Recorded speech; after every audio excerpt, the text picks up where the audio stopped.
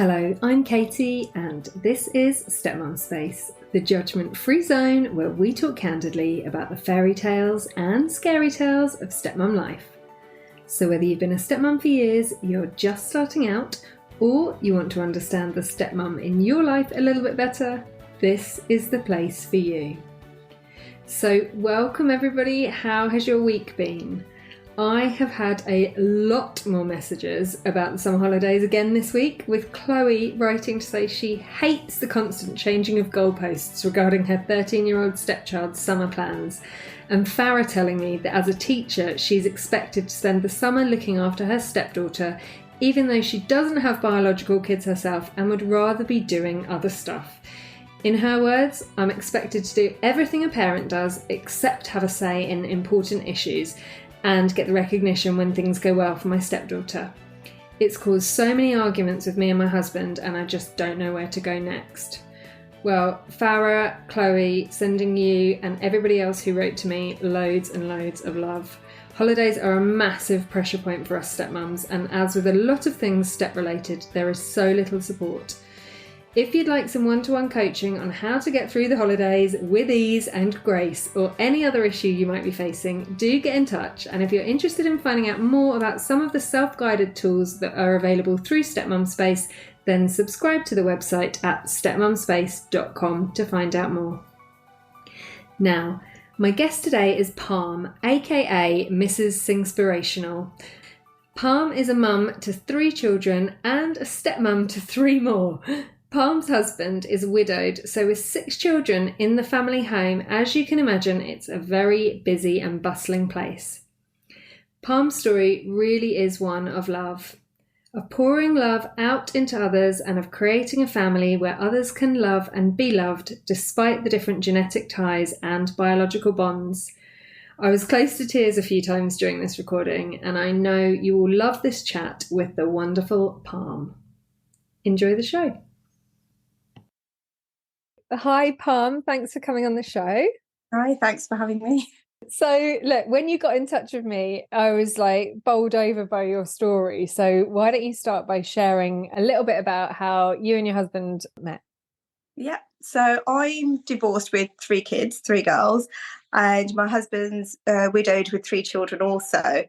And we met a few years ago because my divorce was just finalising, and I actually saw his advert on social media that one of my friends had posted that he's a will writer and, does all that kind of thing. And I thought, right, I really need to get my things in order. The divorce is nearly final. I need to just protect my assets, and I need to make sure that things go to my kids and just have everything in place, because it's things that you just never really consider when you're a full family unit. When you become a single parent, there's lots of things that a whole new world just opens up to. Oh my God, I'm the sole responsible person because these children are with me all the time. And so, so I got in touch with Raj to say, oh, hey, yeah, I'd like a will. And I didn't know who he was. I hadn't checked his social media. And it wasn't until after we spoke and set a meeting that I went and checked his social media and then realised, oh, he's widowed and he's got 3 children. And there was a lot of stories that he'd posted up about. One of them was being out with the children, going out for a meal, and the little boy needed to go for a wee, and then he didn't know what to do with his girls. Like, do I leave them at the table? Do I take them with me? They can't come into the men's. Do we go into disabled? But what if somebody else disabled needs to use it? And he took the little one in, to the gents, and he had the girls standing outside. And literally every 5 seconds, he's like, girls, you okay? Yeah, daddy. Girls, you okay? Yeah, daddy. And I thought, God, that's me. I have to do that, except I can take all 3 girls in to the same loo. But I thought the number of times I'd left a table and then thought, what if the waiters think we've left and they start clearing our food away? And why can't kids go for a wee before the meal comes? Yeah, well, that's the bigger question, isn't it? I know, right? And I said to him, oh, next time you do something with the kids, I'll come. And he was like, oh, okay, hello, who is this? I remember I was considering taking the girls on holiday. I thought, would that be really, really tough? I've never done it on my own. And how old were your girls at this point? At that time, my eldest was 12, and then my middle one was 9, and my youngest was 6. Their dad, we'd separated 3 years before that. So you've gone to get a will. You've gone and looked up the guy on social media and... Sounds so stalkerish now. No,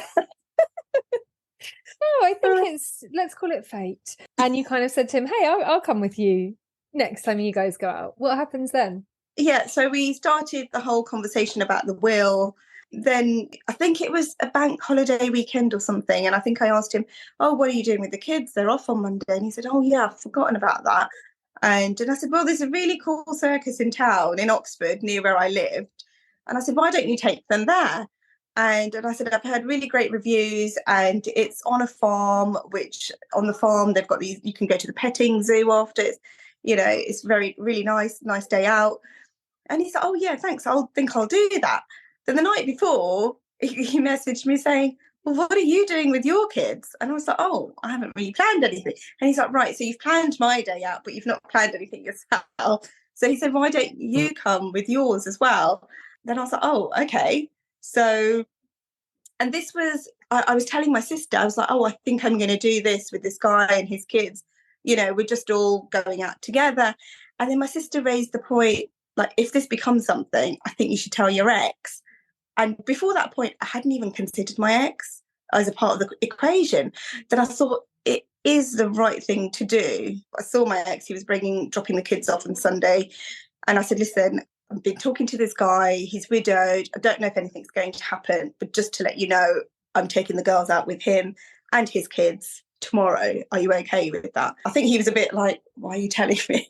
But it just felt like when my sister brought it up, it felt like the right thing to do, because I'm not one of these to do things behind closed doors, or I don't want there to be any kind of animosity, or my girls go back to their dad and be talking about the day and he doesn't have a clue what they're talking about. So I think it was nice. I think he appreciated the fact that I, mentioned it to him. And at that point, did you kind of have a little bit of butterfly feelings for this guy, or was it all a platonic friend? Did. From the first time I met him, it was like we'd known each other for years. We had so many similarities and things. Like we both have this strange thing with a few words. So I don't like the word hope, because I think it's got negative connotations attached. I think hope is something half-hearted, whereas I like to say, I wish, I pray, I would like, rather than I hope this happens. Or, I don't even like the kids using it. And I think for my husband now, so many people said to him, because his wife passed away from stomach cancer, so many people said, keep hope, you must have hope, you must. And he's like, hope isn't a real thing. It's not something tangible. It's not something you can't work towards hope, So for him, he doesn't have hope.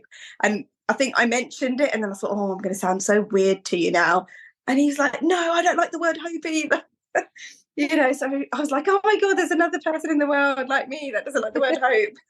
And I think that it just kind of transpired from there. You feel that there's like a bit of a connection, and you take your kids off to the circus. So we took them off to the circus, and we literally had the whole row, because it was 8 of us, right? So I had this running joke that we were the circus the whole day. And there was like a park in the farm as well. So after the circus, like I put on a picnic, the kids all went and played in the park, and they all just kind of like paired up and just went off and played. And we just thought, oh, this is really nice. The kids have all got somebody that they're getting on with. And how old were his kids at this point? 4.5, 6.5, and about 9. So pretty similar to yours. Yeah, so not too bad. Yeah, not too far off. After the day had ended, his kids were like, oh, can we go back to Parm's house? Please, please. He was like, I don't know. Can we go back to Parm's house? And meanwhile, Parm is stood there like, oh my God, what does my house look like? Is it in a decent state? Did I clean the kitchen before we left? I was just thinking, a woman would never invite herself on an unplanned play date, would she? Not really, ever. Even then, it would be like 3 weeks in advance. And I just said, we've got a cat as well. So little boy, Viren, he was like, oh, please, I want to meet George. Please, can I meet George? So I was like, well, it wasn't really on their way home. But I said, look, why don't you just bring the kids and, feed them dinner and then leave after the traffic? And so then they came back, and then they were begging for sleepovers. And he's like, God, I'm really embarrassed. He's like, my kids don't do this. He said, they never asked to go to someone's house. He goes, let alone someone they've just met for the very first time. He said, now they're talking about sleepovers. He said, my kids have never had sleepovers apart from my grandparents. You know, they've never slept at anybody else's house. So that was quite nice. That felt nice to me. You know, the kids were all playing, they were in and out of the garden. And he kept saying to his girls, stop wandering around the house. You know, and I was like, it's fine, it's okay. And they're like, we're looking for George. And he's like, how are they so comfortable to a place they've never been to before? And that's why, you know, like you said, I think it was fate. So obviously the kids had connected really well. How was it for you guys? How did you sort of officially become a couple?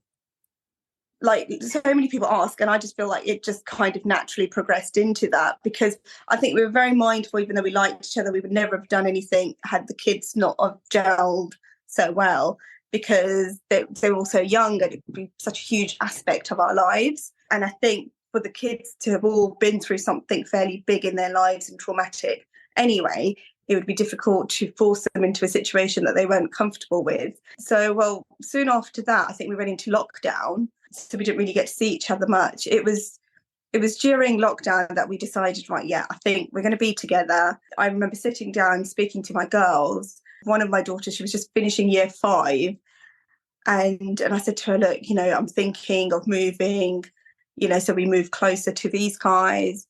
I just don't know when to do it. Should we do it, you know, next summer, so you finish primary school? And she said, well, if I'm going to go from primary to secondary, I think I'd like to have friends first. So I think I'd like to do year 6 in the new school. And I was like, oh, okay. And then my eldest, she was going into year 9. So she's like, I think I'd like to do year 9 in the new school rather than do year 9 here and then go off and do year 10 and 11, because I guess GCSEs, they start them so much earlier now. Then I was like, oh, right, okay. So I was thinking we will move next summer. Then my kids have just given me a shorter time scale to say, we want to move this summer in the middle of COVID, you know. That's why you should never give your kids the choices. That's it. Then I was thinking, well, if we were to move a year before, I thought we would just live in the same town, and then over the course of a year, we can all just spend a bit more time together. So I rented a place just down the road from him and his parents. So we all kind of lived a couple of roads apart. And I remember the day the truck came, we offloaded, we moved everything in, set the bedrooms up for my 3 girls, and his kids were over as well. And I remember saying to the eldest, Naveen, you know, these are my set of drawers. I'm going to keep this drawer empty for you guys, so you can put pajamas and toothbrushes and clothes in there. So when you come to visit, if you ever want to stay. And they never left from the day I moved in. So he was still going back and forth to his house. His house was empty. So we were all of us in this really small 3-bedroom house. And then within a week, we've changed all the bedrooms around again. So instead of a double bed, got a bunk bed. All the kids paired up. So our younger 2, they were on the bunk beds. The middle 2 were together on 2 single beds, and older 2 shared a room with a king size bed. And then we converted the living room into, you know, sort of our bedroom. I was just about to say, where did you guys end up? Like, did you get a nice hotel or something? Well, for the first week, they all wanted to be in the same room. So we did the whole old school thing with all the duvets on the floor. But it just got a bit too much of like unpacking and packing every day, putting these beds out. I mean, this sounds like the absolute dream getting together of a family, everybody gelling really well, everybody wanting to be together all the time. Like, this is what, 2020, 2021. Where are you guys now? Now we've moved into a much larger home that accommodates all of us. There's enough space for all of us. So last year we did hit a bit of a bump in the road. So my middle one, Rookie, she didn't seem too happy. She was having a few issues. She was getting social anxiety, first of all, when the schools fully opened up. And this is something that I'd never really realised before. She'd never shared. But we were interviewed by the BBC. And I remember the interviewer saying, what is the thing that you're least looking forward to? And so she stepped forward and she said, well, the thing that worries me the most is how crowded the schools are going to be. It's going to be really loud and crowded, because during the second lockdown, she was still 50% in school. So there was only 4 or 5 children in her class. And it was children she'd never really spoke to. So she managed to have a bit of a connection with them. You know, they started getting on really well. And I think she enjoyed having just the quieter space and the attention of the teacher for just a few of them. And I thought, oh, I never knew that that bothered her, or that was something that she thought about. So when she went off to secondary school, these anxieties started to come out, and she wasn't really enjoying it. And then waking her up to go to school was becoming really tough. I mean, there were days we would wake up at 5 o'clock just so that we could slowly start waking her up. And with Rookie, her moods go very up and down. So when she'd get into an argument, she would always end it with, well, I never chose to live with you. I want to live with my dad. And I said, well, it wasn't an option for anybody. He said the girls should stay together, therefore they should stay with you. He was going to live back with his parents. I had the space. So it was never really a conversation that anybody really had. It was just a given. And the girls maintained a regular, good relationship with their dad? Yeah. So we didn't go through the courts. It was a mutual decision. We did the divorce ourselves. So I kept getting the paperwork wrong and it took so long. But we don't have court orders in place. We've always said that the girls should be able to go visit him whenever they want to visit him, and so long as he's available. And to be honest, 95% of the time he's said, yeah, I can have them, no problem. We meet halfway. Yeah, with Rookie, we just started realising that actually it was just too many people. And she even had these issues when it was just me and the girls. But I guess I just didn't see it because maybe she didn't communicate them, or she wasn't able to, or nobody outwardly asked her those questions. You ask, oh, how was school and who did you play with? Things like that. I didn't realise that she actually fears walking in through those gates. I didn't realise that was something she was going through until we started delving into it. And then, last year it just got to a point where she would just break down. She would not get out of bed for school in the mornings. And it was just it was taking its toll on all of us, because then the whole household was upside down and, out of sorts. She was 12 at the time, and she would just be screaming, and I couldn't get her to calm down. And then she just kept saying, I just don't want to be here. I just want to go and live with my dad. And that it wasn't an option to begin with. And we tried a lot of things. My husband's parents live nearby. They've got a spare room. We spend a lot of time here. It's close to the kids' school, so they help out with school runs. How did it feel to hear her say she wanted to go and live at her dad's and she didn't want to be there? It's the worst form of rejection, I think, that I've ever had in my life. I think that any mother, any person can feel, because you think they're a part of me, they've come from me, and I'm the one they don't want to be around. And she said some really nasty things, which in hindsight, it was just her acting out, being angry. But I'd never experienced anything to that extreme. We'd have arguments, when we lived just the four of us, and she'd always storm off and say, oh, I don't want to live here. But I always just thought I was just something she's saying. But this time it seemed like it wasn't something she was saying, it was something that she really wanted. And then we just had to sit on a phone call with her dad and say, look, this is what's going on, and it's happening more and more often. It's getting difficult to take her to school, and the school were really trying to help, but she just made up her mind. This is not where she wanted to be. So last year, February, she asked her dad, I said, you have to ask him. I can't be the one to ask him, because it's something that you want. I said, it's something I want to work on, but this is something you really want. So you have to be the one to ask him. Yeah, eventually he said, okay, you can come and live here, but you've got to go to school, and there's certain things that you have to do. So she moved out last February, and she stopped going to school in October.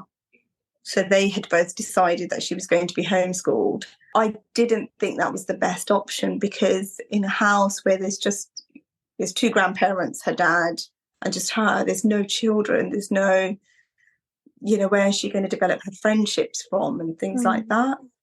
So since last October, she's been homeschooling. And it was about a month ago that I took her out, because I try and spend as much time with her as I can. I took her out and she said, I think I want to go back to school. And I said, wow, that's a really big step, And I said, how have you come to this decision? She said, I'm just getting really lonely.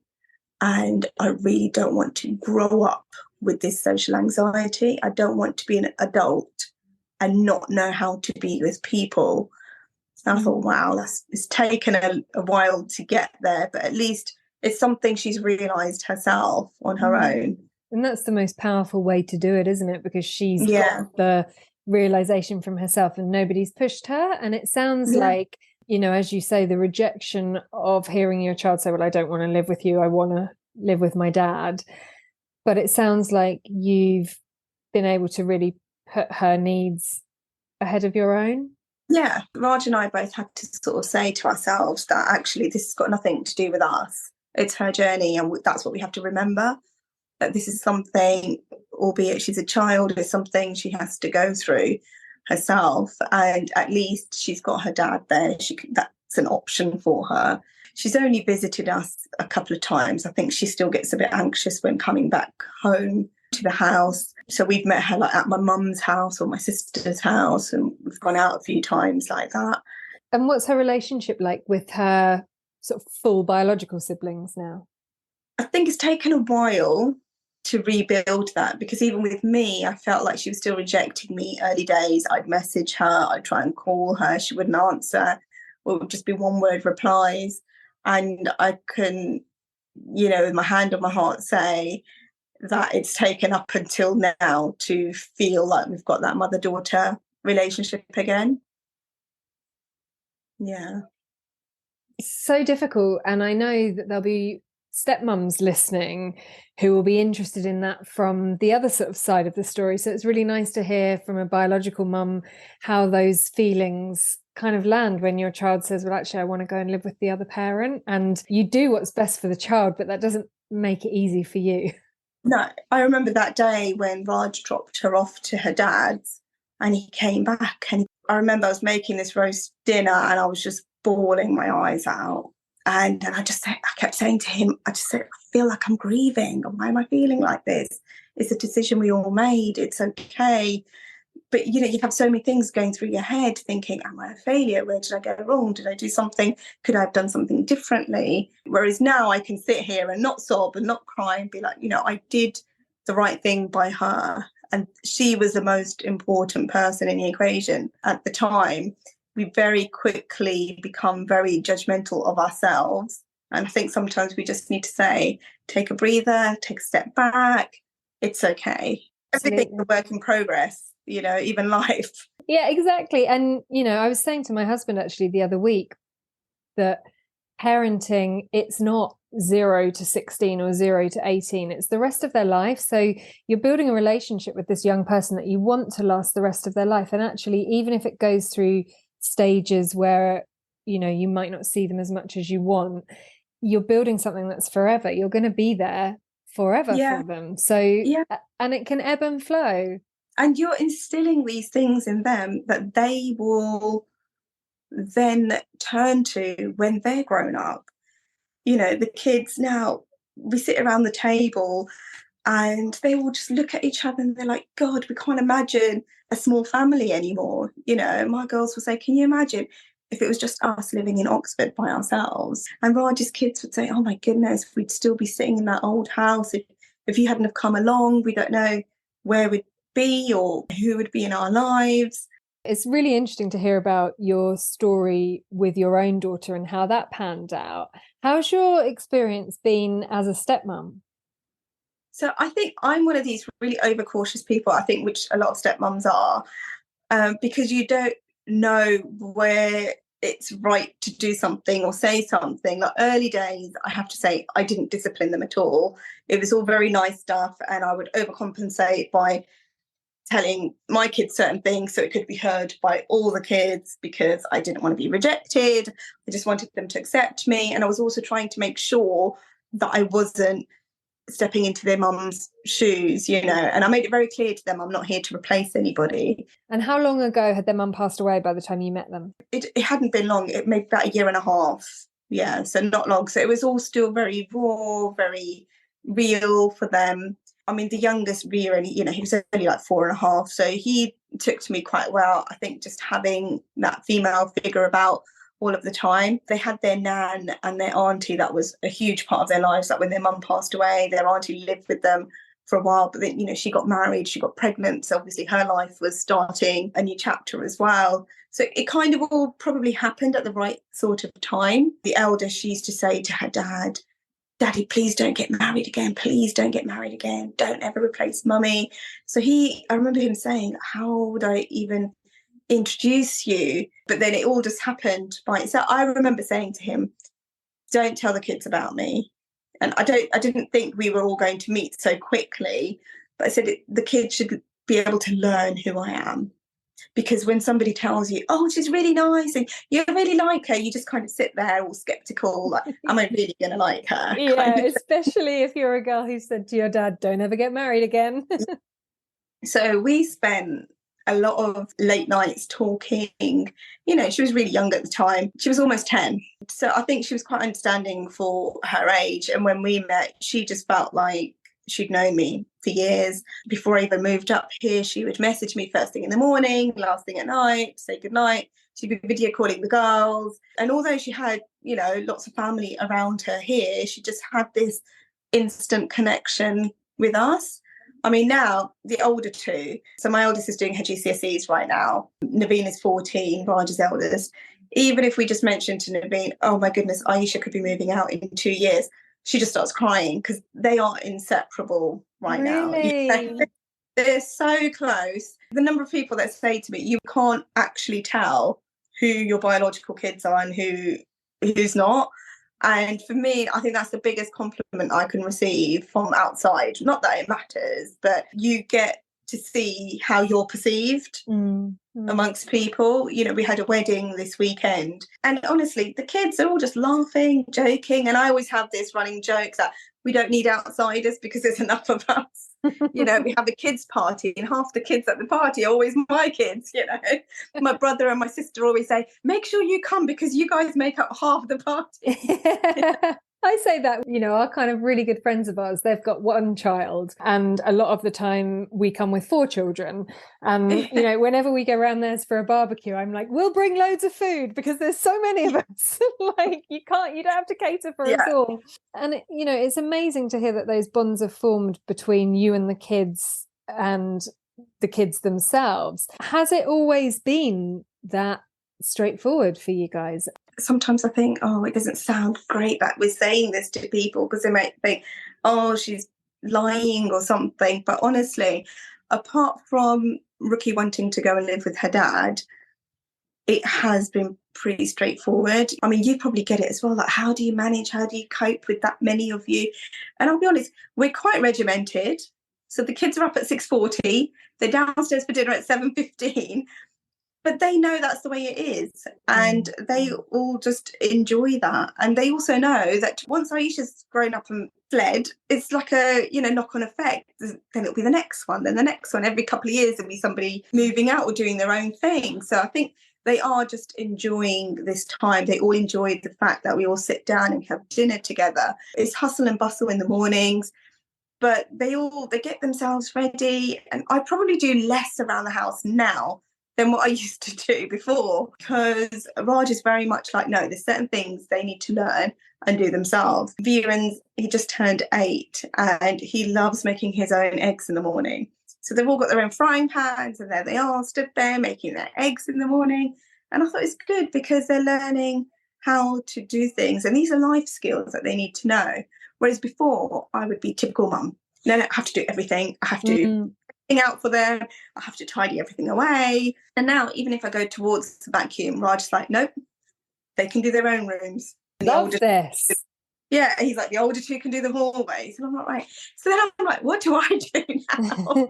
You put your feet up and relax. Yeah, finally. Yeah. But it's good because then, you know, everyone pitches in to help with the kitchen and things like that. So it's nice. No one's being spoiled. They're all learning their way. I do think that's really important, particularly, I mean, in any family, it's important that the children learn stuff, but particularly in big families, because there's just so much more stuff to do. What? So much washing when you cook a meal, and with the cost of going out at the moment, you know, a lot of people are staying in a lot more. I will always say to all of the kids, right, come on, you can all help, you're all pitching in, and they don't actually complain about it, or if they do, it's No, very I quickly mean, done, and then yeah, you're on. half of the time they're coming up to me. Can we do something? Can I do something? You know, I'm like, right, okay. Sometimes it's hard to navigate, right? Who's doing what? And I'm like, right, you chop the veg, you chop the salad. Yeah. I'll stand by the cooker. Yeah, exactly. Yeah. And how has it been? Because a lot of the women that I speak to who marry a widower will kind of say that that presents some unique challenges. Have there been any situations around that that have been a bit more bumpy for you? I've always been really open with Raj. Like from day one, I was very open about speaking about his wife, about what she was like. And I said to him, because if I don't know her, I don't know you. And how will I ever know the children to that deeper level? And I think he actually found that a bit strange to begin with. He's like, well, why do you want to know? You know, and I said, yeah, but it's nice for me to know how she was with the kids, show me videos. I said, because how am I going to keep her memory alive if I don't know anything? I don't want to be sat there like, oh, so now I'll remind the kids of a story. Oh, you know, when mommy did this, and they'll say, oh yeah. And it's almost like I was there, even they forget I wasn't there, but just because we've shared so many stories and things. And he thought he had dealt with it, but I said to him very early on, I said, it's going to be something that you heal with and you keep on healing. It's not like a tick box, like that's it, I've grieved and that's done and it's out of the way. And so there were moments where he would dip in and out, and he'd even say, I don't know why I'm feeling like this. And I said, because you've not dealt with something. I said, you went straight into survival mode, which is what I did when my ex-husband left. I went straight into, I've got 3 kids and the swimming lessons and the piano lessons and school and homework and all these demands and work. And I said, you did the same, getting these 3 kids to school, squeezing in work, feeling overwhelmed and just being like, oh, you know, just getting through each and every day. But I said, so long as we talk about it. I remember saying to him, have you ever cried in front of the kids? And he's like, no. I don't want them to know that side of me or see that side of me. And I said, I think it's really important, because what was happening with the kids now is that all they saw that he's really happy with me, but how was it with our mummy? I said, so what we've done is we've reminded them of all these stories of them and their mum, but not of the family unit. So I said, now it's creating something else in their minds, and they're thinking, was he even happy with mummy, or what happened there? And, you know, did daddy get over mummy that quickly? Parm came along and, you know, mummy's forgotten about. Like, they see the things that I do, but they couldn't see what is daddy doing in all of this. Like, I will, on Mother's Day, I will always put on a spread in the kitchen. I'll always have, you know, her photo up. On the kids' birthdays, I will always, you know, put different photos up next to the cake. There's quite a few photos that we've got up in our house all the time. And so I said to him, it's really important that you open up and you speak to them. You know, so it was like last October, we all just had a huge crying therapy session like together. But I think it was really nice for them to see that vulnerable side to their dad, something that he'd been suppressing. And he said, you know, a few days after, he goes, I felt so much lighter after that, and I didn't think that's what I'd feel. He thought he would feel like somebody that's let them down. And I think it's that whole male thing where you've got to be butch and strong and not let your guard down, and you mustn't cry about things. But it was really healing, because for the first time they saw their dad miss their mum, because that's how simplified kids see things.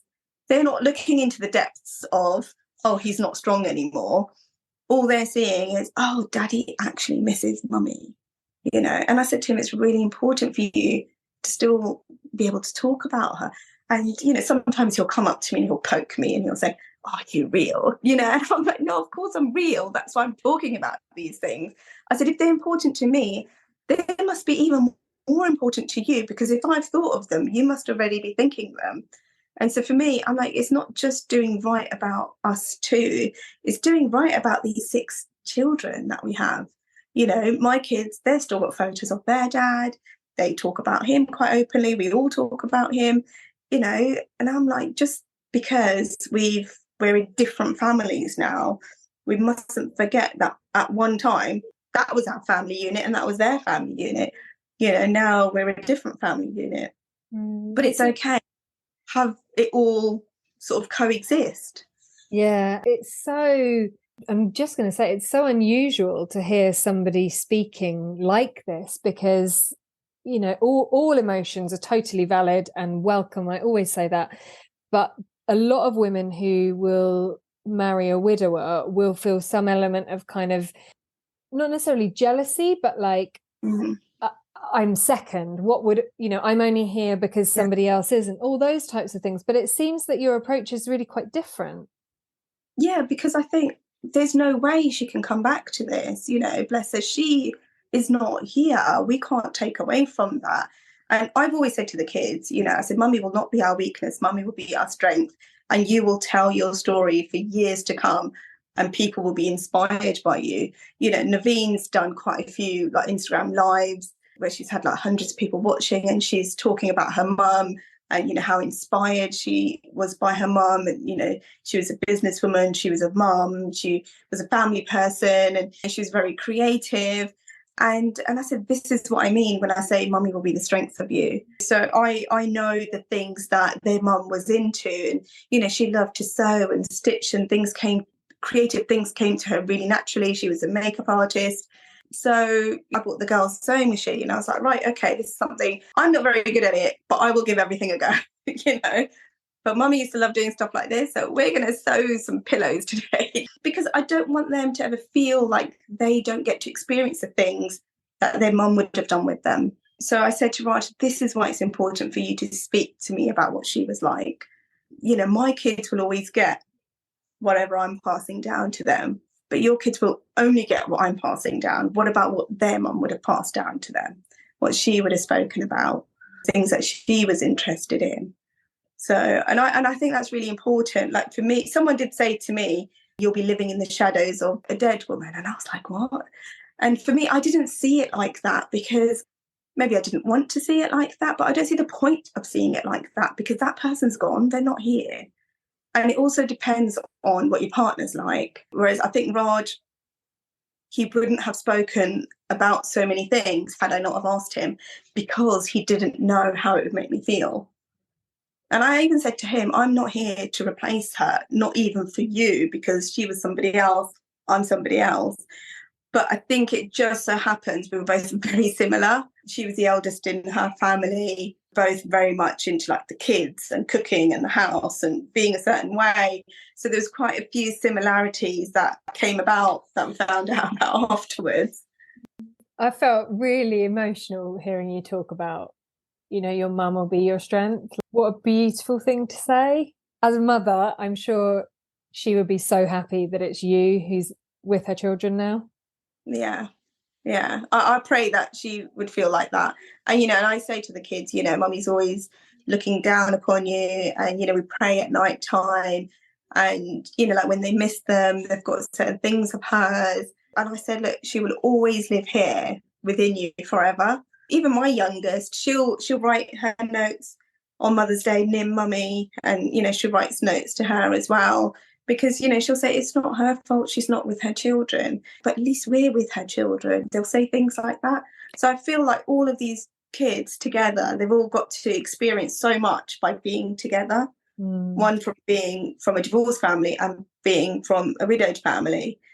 And how has it been for the kind of dynamic of some of the children having their biological mum there and their biological dad obviously on the scene as well, albeit not in the house, and the other children not having their biological mother? What's that dynamic like? I think my kids have been so good. They've been so understanding. Like Viren, he's very cuddly. He likes a lot of hugs. And to be honest, there is not a single time that I can remember my kids saying, oh, but she's my mum, or oh, he's always hugging you, or she's always hugging you. Honestly, hand on heart, there's not a single time. I think they all just really understood. I think I remember sitting with mine once saying, listen, they don't get to see their mummy every night. They don't get to give her a kiss goodnight. They don't get to say, we'll see you after school. I said, the time they say goodbye to her, that was the last time. And I think that really hit home with them. And Roger's kids, they are very cuddly, whereas my eldest kind of lost that and now is finding it again because she went through that awkward phase of like, can't touch you, mum.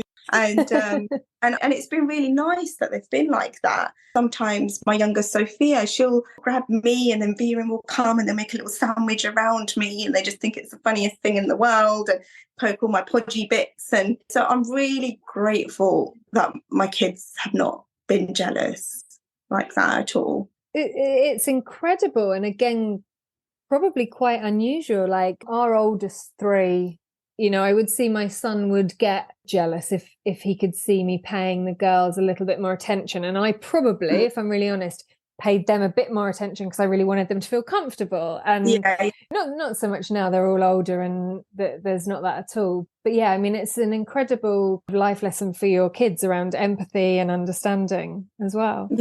Yeah, they're huge. And we say to them that, guys, we need to be really grateful for the situation that we're in because we're experiencing so many things that other people won't get to see this or feel this. And I think that is one thing they do all really, really appreciate. Like we do this thing at dinner time, we go around the table and we say what was good about today and what we're grateful for. And the number of times they will say, I'm grateful for us, for you, for me, for us being here, for your dinners, Parm. We don't have to eat freezer dinners anymore. It's really great. And that's what makes you feel like, okay, do you know what? We're not doing too badly. We're doing all right by these kids. Sounds like you're doing incredibly. Have you got any advice for any stepmum who is married or in a relationship with a widower who's finding it hard to kind of find her place in that family? I'd say be open. Communication is the key. And I'll be honest, I found it very hard to communicate because I didn't like confrontation. And not every bit of communication has to end in confrontation. But for some reason, that's what I had in my head as a young adult. I would say just be open and honest with your partner because that is what I was like. And it made things so much easier. It just opens pathways to explore so many more things together.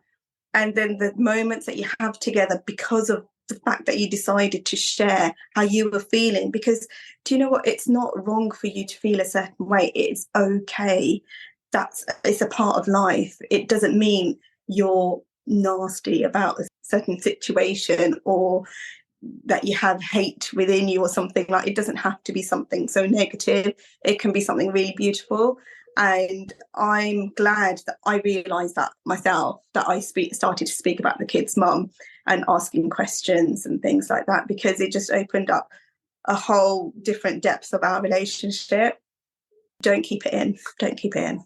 Yeah. Oh, I'm a big, big believer in talking it out. And I think, it's interesting. I was chatting with somebody the other day and they were saying, well, how much should you tell the kids about what you're feeling? Because you don't obviously want to give them all your adult problems, but equally showing a bit of vulnerability as an adult and saying, hey, like, I'm finding this thing a bit tricky and I'm feeling a little bit like this can actually be quite helpful in strengthening the bond between you.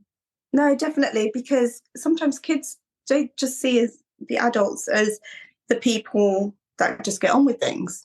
Sometimes we have to say, guys, hey, like, I've had a bad day because I was particularly emotional about this, or this came up, or this triggered that. And then they start to treat you like human beings, not the robots that they think you are.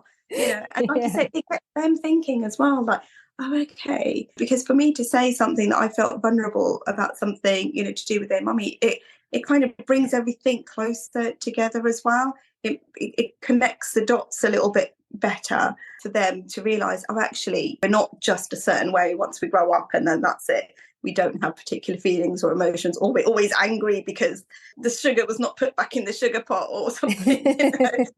We do actually have bigger problems and issues. And I think it actually does help them realise things from your perspective. Yeah, I agree. And I often think if you don't fill in the blanks, then the kids will fill them in for you and probably get it wrong. And then it just explains. Definitely.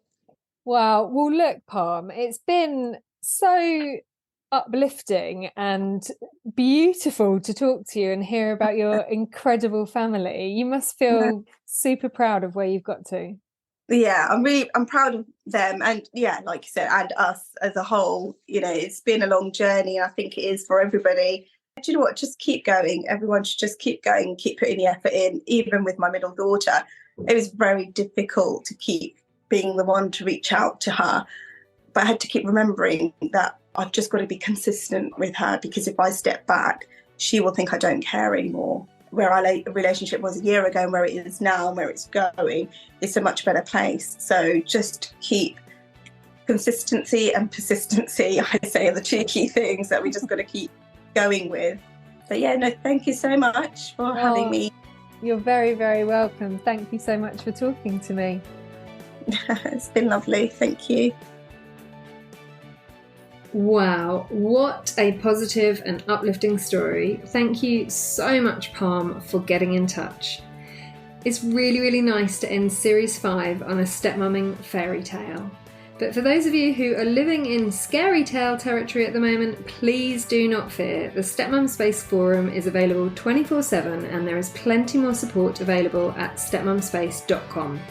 The platform's constantly evolving, so do subscribe to be notified as soon as new content is added.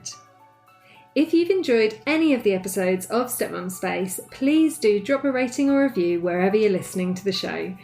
I make the podcast myself with a bit of help from my hubby. There's not a big team behind the scenes who do the work, it's all us, and we are so passionate about continuing to offer this space for men and women to speak out and be heard, and also for experts to join in and share their tips. So please do support us by rating and reviewing so others can find us. I'll be back in a few weeks with another new series. Please do get in touch if you'd like to share your story, either as a stepmum, a bio mum, a dad, or maybe even as a couple. I'd love to hear from you on the socials at Stepmum Space or through the website stepmumspace.com. In the meantime, a huge, huge thank you from me for all your support over the past 5 series. I absolutely love hearing from you all, and I feel so, so privileged to be trusted with your stories. See you soon.